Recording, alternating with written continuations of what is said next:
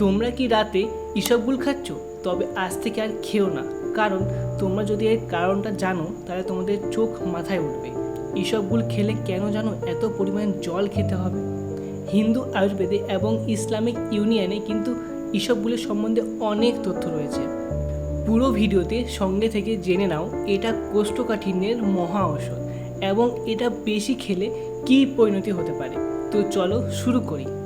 তোমরা কি জানো ইসবগুল তার ওজনের থেকে 50 গুণ পরিমাণ বেশি জল শোষণ করে? তোমরা ইউটিউবে প্রায় অনেক ভিডিওস দেখেছো যেখানে তোমাদেরকে ইসবগুলের সম্বন্ধে অনেক তথ্য বলেছে, কিন্তু আমাকে তোমরা এমন একটা ভিডিও দেখাও যেখানে তোমাকে এই গুরুত্বপূর্ণ কথাটি বলেছে। আর হ্যাঁ, আমি কিন্তু প্রমাণ ছাড়া কথা বলি না।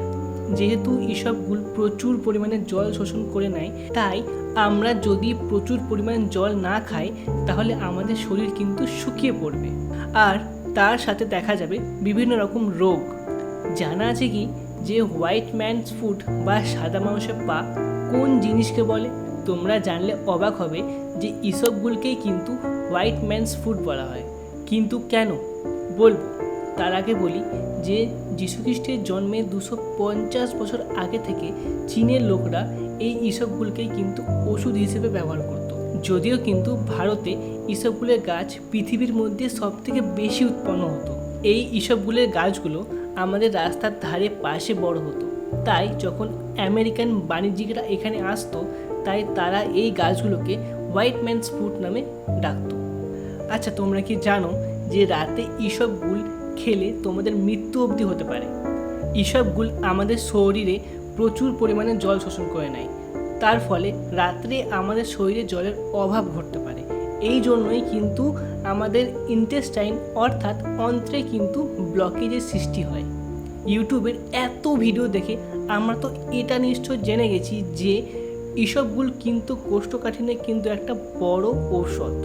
কিন্তু তোমরা এটা জানো কি, যদি তোমরা এটা বেশি ডোজে নিয়ে ফেলো তাহলে কিন্তু এটা তোমাদের কোষ্ঠকাঠিন্য কমানোর জায়গায় উল্টে বাড়িয়ে দেবে, এবং ইসবগুলের ওভারডোজে হতে পারে কিন্তু অনেক রকমের সাইড এফেক্টস। 2014 সালে আমেরিকান জার্নাল অফ ক্লিনিক্যাল নিউট্রিশনের জার্নালে প্রকাশ করে ইসবগুল বাইল অ্যাসিডকে শোষণ করে সত্যি কোলেস্ট্রল কমাতে সক্ষম এবং একমাত্র টাইপ বি এর ডায়াবেটিসে উপকারী। এটা অনেকেই জানে না যে আমরা যদি ইসবগুলের সামনে পাউরুটি রাখি তাহলে কিন্তু সেটা বেগুনি রঙে পরিবর্তন হয়ে যায়। এই ম্যাজিকের সম্বন্ধে কারণটা জানতে হলে তোমরা অবশ্যই কমেন্ট চেক করবে।